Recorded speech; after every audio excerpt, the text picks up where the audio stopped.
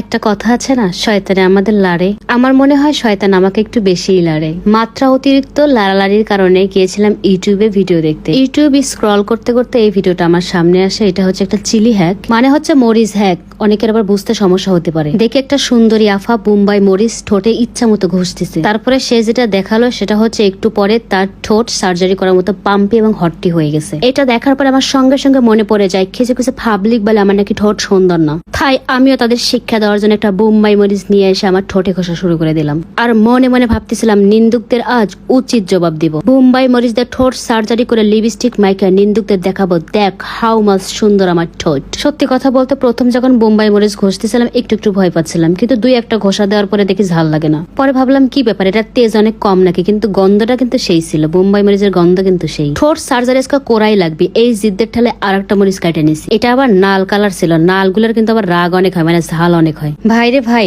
একটু পরে যা ঘটনা ঘটছে, মানে আমার অবস্থা ছাইরা দেমা কাইন্দে বাসি। এত পরিমাণ ঝাল যেটা কল্পনার বাহিরে। আমার মাথা রীতিমতো প প করে ঘুরতেছিল, কান দিয়ে গরম ভাব বের হচ্ছিল, আর ঠোঁটের মধ্যে এই পরিমাণ